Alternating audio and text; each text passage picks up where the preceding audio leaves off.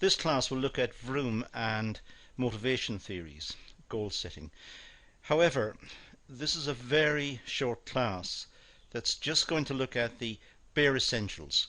For a proper discussion of Vroom and goal setting, it's important that you take out the other classes on this topic and view those in detail, and also go to the PDFs and make your own notes.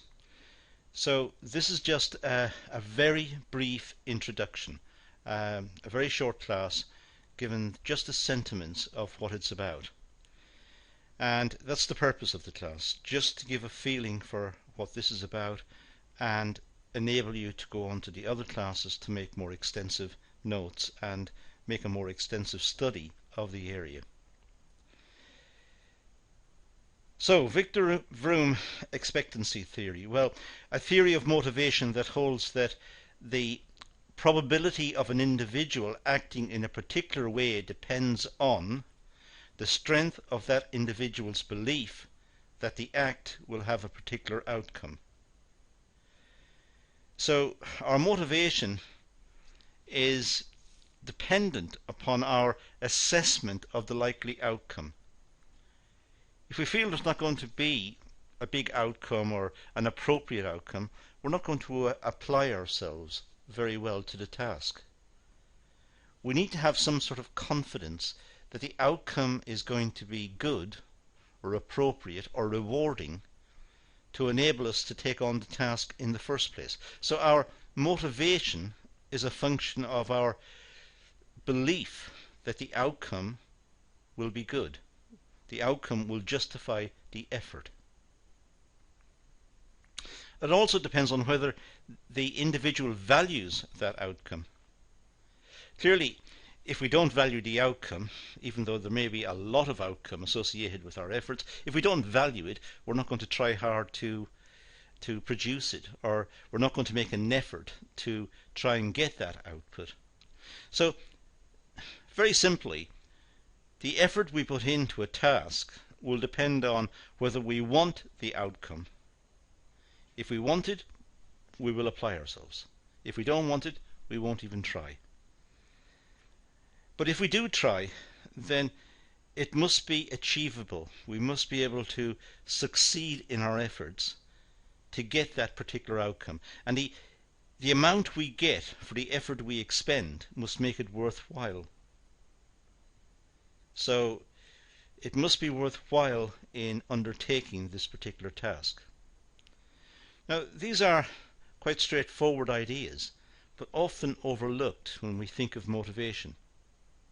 Yet two fundamental ideas about our motivation to achieve any task. Do we want the outcome? And how much effort do we have to put in vis-a-vis the outcome we experience or we get? The degree to which an employee is motivated depends on three important relationships.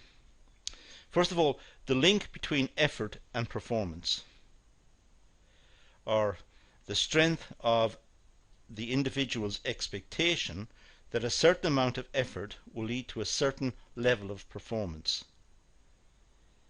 So there must be an understanding of the link between effort and performance. The more effort that goes into it, the better the performance. So at what point will the person who has been motivated, who is attempting to get a particular performance, at what point will they say, that's enough, it's enough effort, we can't put in more effort, or we don't want to expend more effort on this particular task, it's not worthwhile?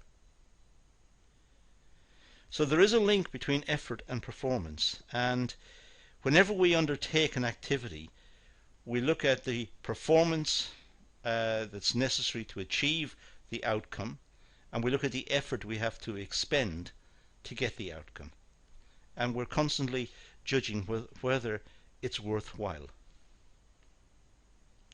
It also depends on the link between performance and outcome, or the strength that a certain level of performance will lead to a particular outcome. So we have to believe that the performance and the outcome are linked. We have to believe that the more we apply ourselves to a task, the more outcome we're going to receive. Otherwise, we'll feel that we're applying ourselves to the task, we're trying hard, but we're not getting the rewards, so why do it? And thirdly, the link between outcome and individual needs, or the degree to which the individual expects the anticipated outcome to satisfy personal needs. Now, when we are attempting to get an outcome, to make a certain performance, working in a certain way to achieve a certain outcome, we have to link that with our individual needs.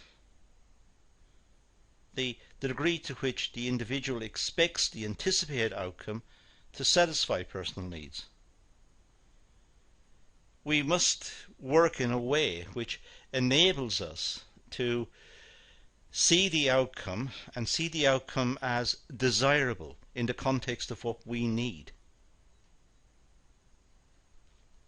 So there are three important relationships we need to bear in mind.